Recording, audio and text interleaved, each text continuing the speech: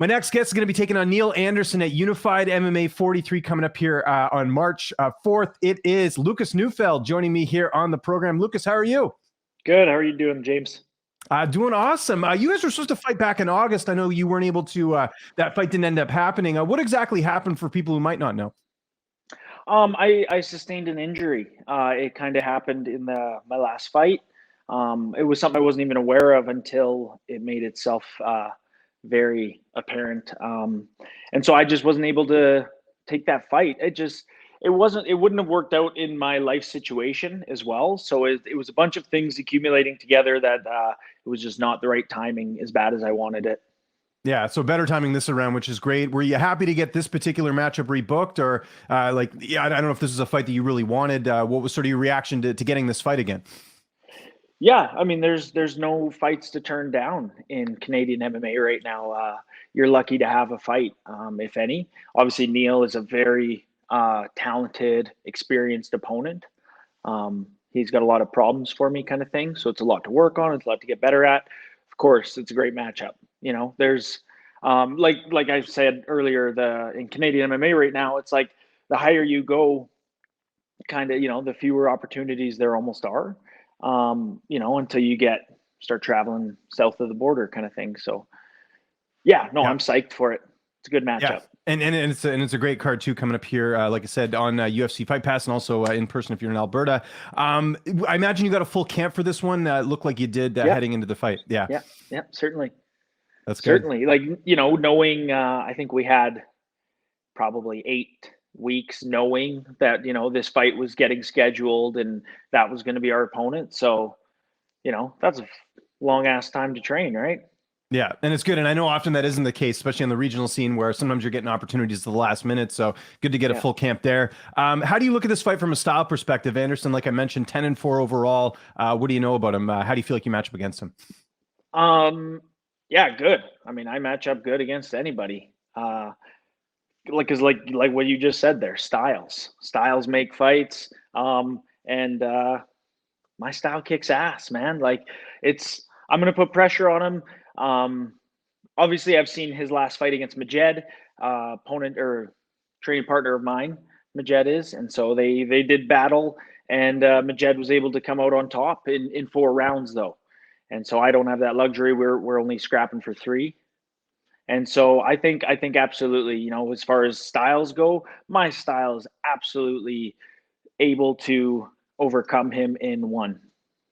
Yeah, how much of an asset is that, having a teammate that you can sort of, put an ear to ahead of a fight that, like I said, has already happened. So, I mean, how much of an advantage is that for you? Because I don't think he has that going into this fight. Yeah, it's subtle, but it makes a big impact. Like just sharing certain things that happen in the ring, right? Like those really intimate kind of moments where it's just you and the other fighter that you can only understand by experiencing. And so, he was able to try and get his point across in a few of those types of experiences he had. So, in my opinion, very valuable. And, to have a cornerman who's already cornered against them. Yeah, we're sitting pretty going into this one. Who else are some of the people that have been helping you get ready for this fight as far as coaches, training partners leading into this matchup?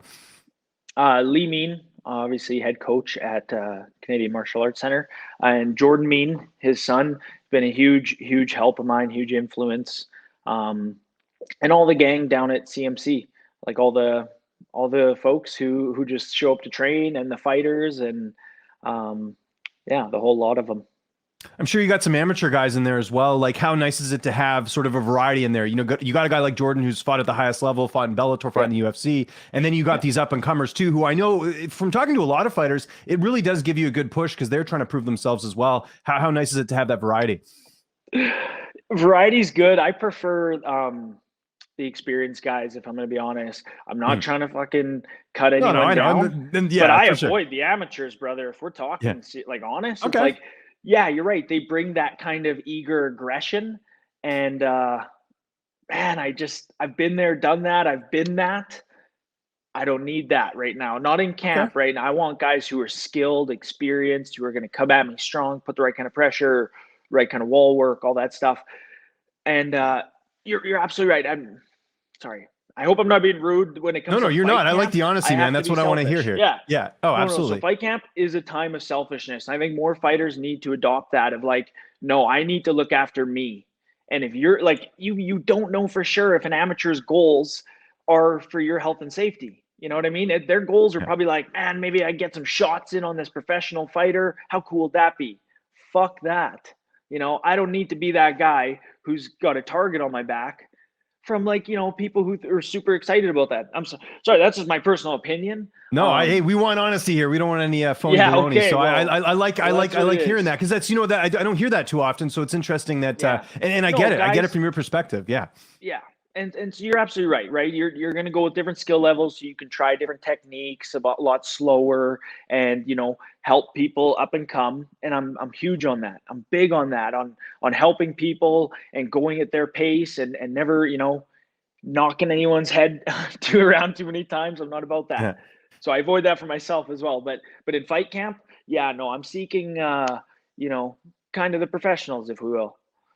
That makes sense. Weight cut, I assume that's going well. The fight's coming up here pretty soon. You seem like you're in a good mood, so I imagine everything's going well.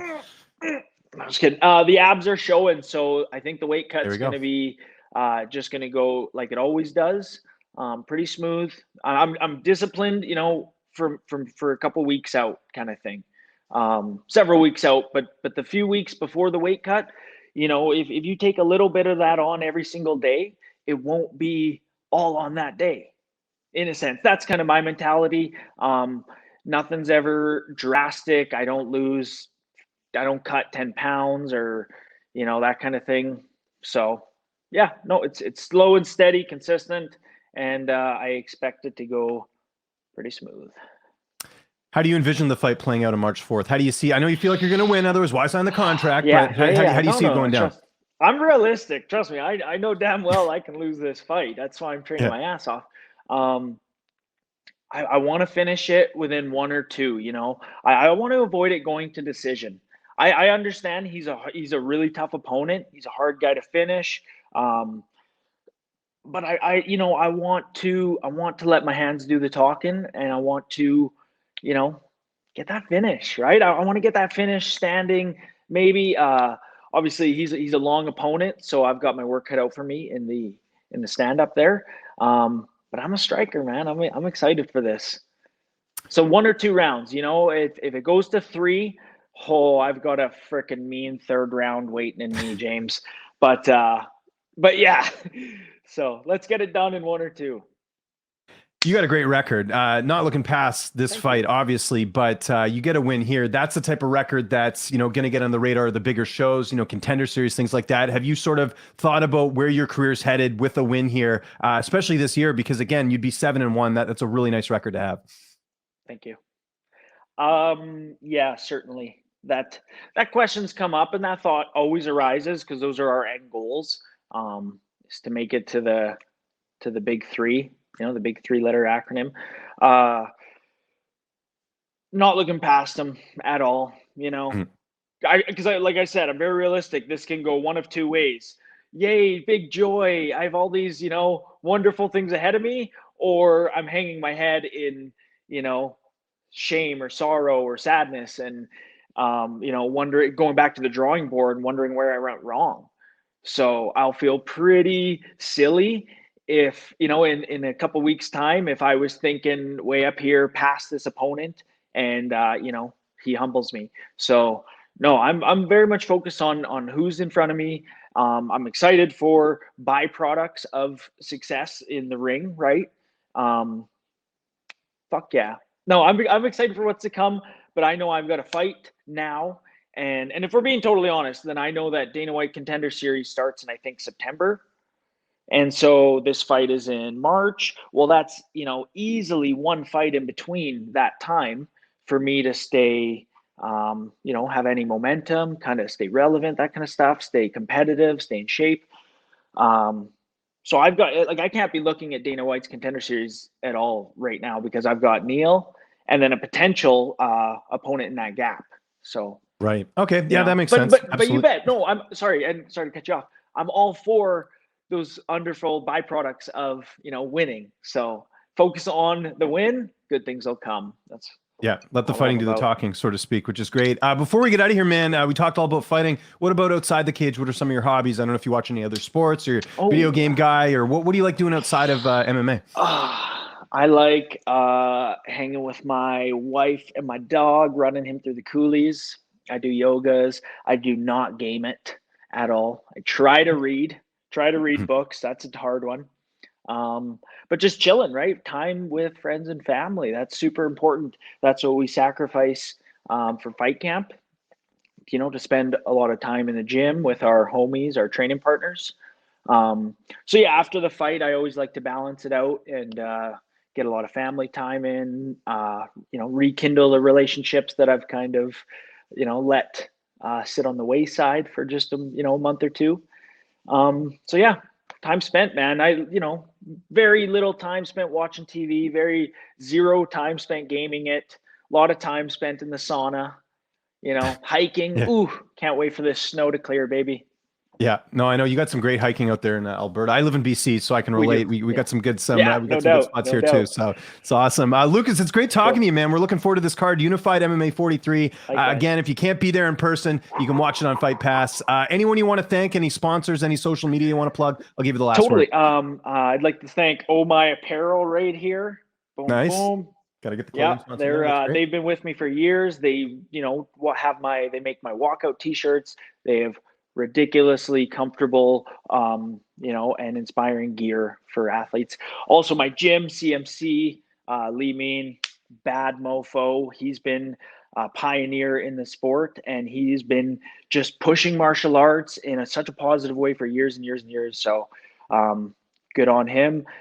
Jordan Mean, he's been putting in the work with me. Really appreciate that.